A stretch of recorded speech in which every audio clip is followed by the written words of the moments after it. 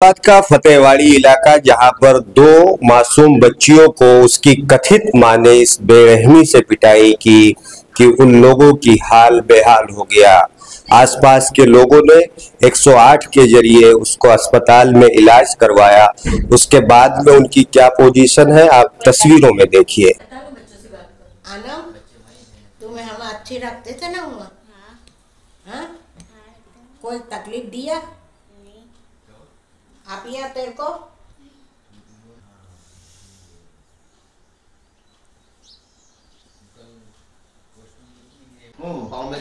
ऐसी जल्दा इनको क्या समझ आएगा? फिर रात को निलाया ठंडे पानी से इनको बोले ना। हम खड़े हैं फतेहवाड़ी इलाके में मौजूद आशीर्वाद फ्लैट में और आप देख सकते हैं 605 नंबर आशीर्वाद फ्लैट के 605 नंबर यानी छठे फ्लोर पे वो दोनों लड़कियां जो है वो कथित औरत के साथ में रहती थी जो उनके बाप की बीवी बताई जा रही थी। हालांकि पुलिस ने भी इससे इनकार किया है कि वो उसकी पत्नी थी और उसके घर वालों ने भी इनकार किया है कि वो उससे पत्नी थी।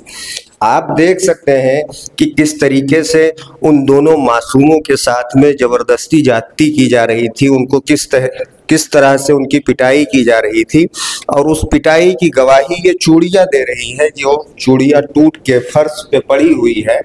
आसपास के लोगों से जब बात की तो उन लोगों ने ये बताया कि उनके मुंह में रुमाल डाल के कपड़ा डाल के और इस कमरे में बंद करके ही उनकी पिटाई की जा रही थी। आप देखें कि ये जो कान में पहनने के लिए बाला है वो भी टूटा हुआ पड़ा है, क्लिप पड़ी हुई है। तो इन तमाम चीज़ों से आप अंदाज़ा लगा सकते हैं कि उन दोनों मासूम लड़कियों की किस बेरहमी के साथ इस कमरे में पिटाई हो रही थी। हम लोगों को हर रोज मारते थे। और क्यों मारते थे? हमारी कोई गलती भी नहीं होती थी ना, तो छोटी छोटी बातों पे मारते थे हमारे को। अच्छा, कौन थी वो? वो ने हमारी दूसरी मम्मी थी। मेरे पापा बोलते थे कि इनको मम्मी बोलने का, तो हम मम्मी बोलते थे। अच्छा, मम्मी बोलते थे फिर भी मारते थे? हाँ। और क्या काम वाम कुछ करवाते थे? हाँ, मेरी बहन से रोटी और बर्तन धुलाते थे होटल पे। और आपसे? मेरे से घर का काम कराते थे, झाड़ू और घर के बर्तन धुलाते थे। अच्छा, और कुछ कहते थे, बातचीत करते थे कि नहीं? नहीं, वो यूँ कहते थे कि तुम लोग बाहर कहोगे तो बाहर यूँ कहोगे ना कि मेरे को मारते तो वो और मारूंगी, इसलिए हमारे मुंह में कपड़ा बांध के ना हमारे को मारते थे। अच्छा, वो धमकी देती थी किसी को बताना नहीं? हाँ, और हमारे को मुर्गा भी बना देते थे। अच्छा, आप लोग यहाँ भी आते थे अपने बड़े अब्बा के पास तो कुछ नहीं बताते थे? बोलते थे कि हम ऊपर से सांकल लगाती थी, बोलते थे कि तुम्हारे किसी के वहां पे जाने का नहीं है, मेरे ही घर में रहने का। ऐसा डरा के रखते थे हमारे को। अच्छा, उस दिन क्या हुआ था जब आप लोगों के दादी वादी आए तो उस दिन कितना मारा था और क्या हुआ? उस दिन मेरे को डंडा आँख में मार दिया था, ने पीठ पे ने सब में मारा था, छाती पे लाता मारी थी। अभी आपका मतलब सीना दुखता है? हाँ, सीने में बहुत दुखता है। और हाथ में? हाँ, हाथ में भी दुखता है। क्या आप मांग करोगी कि आपके जो दूसरी वाली अम्मी थी उसको क्या हो? जैसा हमारे को मारा ऐसा उसको मारना चाहिए। आफिया। अच्छा, क्या हुआ था आपके साथ उसके बारे में बताइए। हमको रोज मारते थे डंडे से और बेट से, पाइप से। हमारी कोई गलती नहीं होती थी तो भी बाहर का गुस्सा उतारते थे मेरे पे न मेरी बहन के ऊपर। अच्छा, कैसे मारते थे वो? मुंह बांध देते थे ऐसा कुछ भी बता? मुंह के अंदर कपड़ा डाल देते थे ना, मुर्गा बना कर मारते थे। और काम भी करवाने बाहर भेजते थे? मैं बर्तन धोने और रोटी बनाने जाती थी। अच्छा, तो उसका पैसा वो खुद रखते थे या आपको देते थे? नहीं, मेरे को एक भी रुपया नहीं देते थे, खुद ही सब रख लेते थे पैसे। अच्छा, वो कितने दिन से वहाँ रहते थे आप? 2 महीने से हम वहीं रहते। और मारते कब थे? हर दिन मारते थे? रोज मारते थे। और क्यों मारते थे कुछ बताते थे क्यों मार रहे हैं? हमारी कोई गलती नहीं होती थी, बस बाहर का गुस्सा हमारे पे उतार देते थे। अभी क्या कहोगे? बस हमको इंसाफ चाहिए। मेरा गला दबा दिया था, सर में मेरे टाके, पाँव में टाके, कमर वमर हाथ पाँव सब दुख रहा है मेरा। हम रात को 11 बजे आए थे, 11 बजे से मारना चालू करा, 3 बजे तक मारा। मुर्गा बना के रख दिया था मेरे को, सर में से मेरा खून निकल रहा था। तो अभी अब बताओगे निशान निशान गले में, सर में, पाँव पे आजू बाजू वालों ने बचाया हम लोग को। फिर मैं बड़ी अम्मी को फोन करा, फिर हम 108 में हमको लेके गए थे। तो ये भी जानने को मिला कि मारने के बाद भी आपको ठंडे पानी से नहला ठंडे पानी से नहला के वो खून के कपड़े थे ना वो बदला दिए थे मेरे को। पता ना चला। हाँ। और फिर ये भी हुआ कि आप एक बेटी जो है बाल बनाएगी उनके, मैं झाड़ू लगा रही थी ना, वो खंगाई कर रही थी बाल उनको हाँ इतना मारने के बाद। हाँ, काम करो नहीं तो और मारूंगी वो कहते। सर में कितने टाके लगे बेटा? 4 टाके। अच्छा, अभी सर में दर्द रहता है? हल्का हल्का दर्द रहता है। दवा कहीं से लिए? हाँ, सिविल में से दवा लेकर आए थे हम लोग। पोतियों के साथ क्या हुआ मेरे को कुछ पता नहीं है। जिस दिन इनको मारा, यहाँ से बिल्डिंग में से एक आदमी ने फोन करा कि बच्चे किसकी है, आपिया आनम बेहोश पड़ा हुआ है। मैं वहाँ से दूसरा दिन कितनी बजे बैठा था ध्यान, सुबह 8 बजे का एसटी में मैं बैठ गया। यहाँ रात को आया, आके देखा जो बच्चों का हालत बहुत खराब है, बच्चों का हालत बहुत खराब है।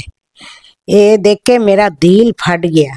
आज 5 बरस धर के मैं पाल रही हूँ, मेरा बड़े बेटा पाल रही है, हैं? 5 बरस हो गया मेरा बेटा मैं पाल रही हूँ। लड़के को वहाँ पर मॉडल स्कूल में नाम लिखा दिया।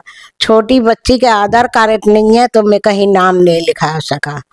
हाँ, ऐसे ऐसे जुल्म होता है बच्चों पे। मेरे को क्या, इनको भेज दो, इसका पापा से मिलाओ, इसका पापा से मिलाओ। मैं बच्चों को भेज दिया बड़े बेटे के साथ। लड़के को मैं दिवाली का छुट्टी पड़ गया ना, लड़के को मैं दुआर का ले गया। क्यों? स्कूल चालू हो गया, स्कूल चालू हो गया, उसको स्कूल में जाना है। इनका तो स्कूल नहीं है। वहाँ पर छोकरे को वहाँ पर मेरा बेटी का घर रख के आया। अच्छा, ये औरत कौन है उसके बारे में बताएं। ओए हमें कुछ पता नहीं, औरत है कि क्या है उसकी, ये हमें कुछ पता नहीं है। तो उसके पास भेजा क्यों था आपने? इसका पापा ने फोन करा था, जो उसका क्या नाम है, नाम भी फारिन, उसका वो हमें मिलाने ले आएंगे बच्चों को। अच्छा, फरीन को तो बहुत दिन से शेरू का पास है। वो इनका पापा ने क्या मम्मी का ही होते हैं लोग, मम्मी कहना चालू कर दिया। हमें ये पता नहीं है मम्मी है कि क्या है। अभी क्या आप चाहती हैं? हम इंसाफ चाहती हूँ, बात दोनों बच्चियों की। बहाना करती, यूं करती थी वो। अच्छा, तो ये आपको आवाज वगैरह आई थी? आवाज तो धड़ाधड़ छीला कैसे ठोकते, ऐसा आवाज आता। हाँ, इतनी बेरहमी तो ये जल्ला माँ नहीं, ये जल्लाद थी। मकान मालिक आया तो भी घर नहीं खोलती थी।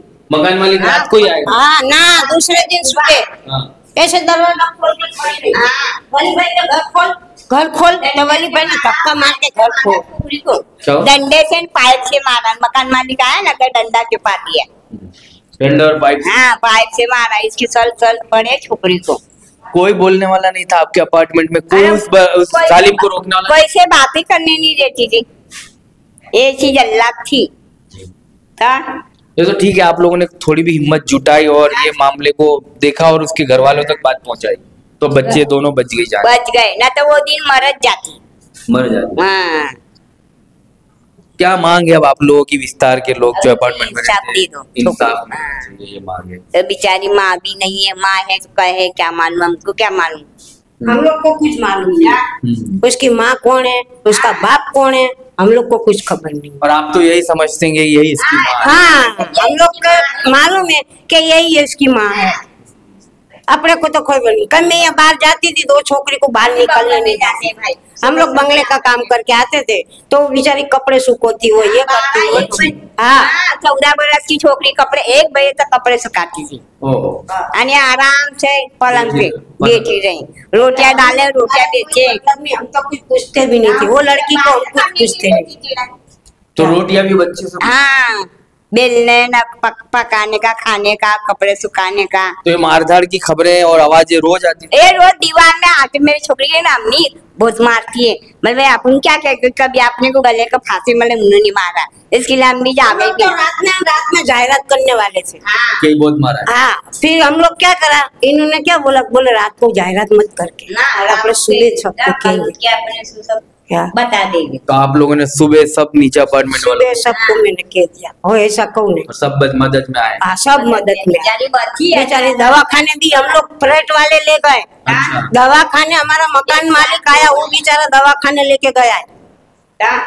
तो मकान 3-4 हजार रुपए तो खाली सीटीएम के मेरे मकान मालिक ने बेचारे। तेरा नाम क्या है? तेरा तो क्रैक होगा सब, हड्डियां ने सभी।